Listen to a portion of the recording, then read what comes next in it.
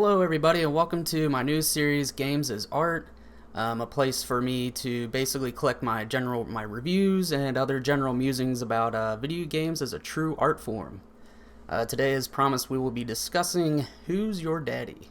Wait, but Laughing Man, Who's Your Daddy isn't art. It's just a buggy game about slaughtering your infant son. There's no profound meaning beyond that.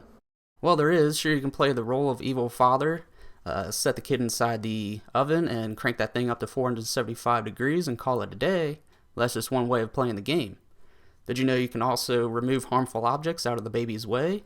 Do chores around the house to grant the dad special bonuses, all in an effort to make sure the kid is alive by the time the mother gets home? No.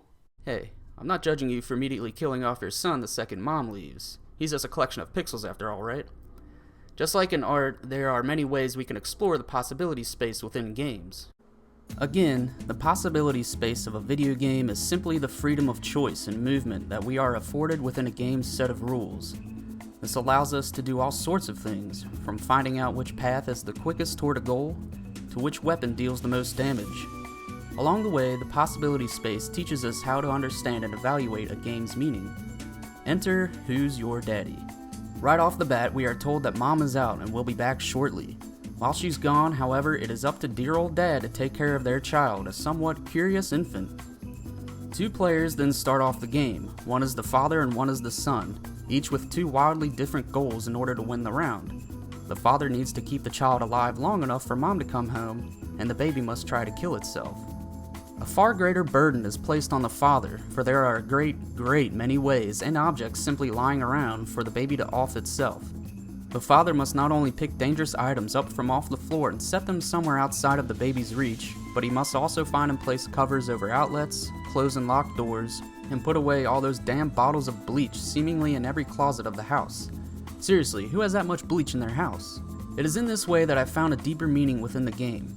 Again, the requirement for winning the round for the daddy is to keep the kid alive long enough for Mom to come home. The game doesn't seem to mind, though, if the child is dying a slow death after drinking toxic chemicals when Mom opens the door. The dad still wins if the baby is technically alive. Therefore, it is in the player assuming the role of daddy's interest to be a good father so that they may win. Sure, you can forego that desire in order to get a few good laughs from all of the horrific ways the child can kill itself, but that style of play is only interesting for so long. The greater enjoyment comes from two players actively competing to meet their own separate goals. All of this speaks to how difficult watching a baby can be.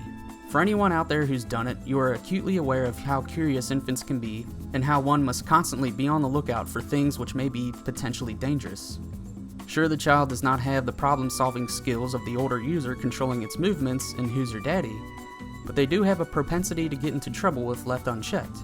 This is why I think it's important that the father and the son each have competing goals, and how it speaks to the real-world situation of infant babysitting. So there you have it, guys. My analysis of Who's Your Daddy is in the books. It was definitely a challenge for me to find a deeper understanding in a game such as this, but therein lies the fun for, I guess for me at least.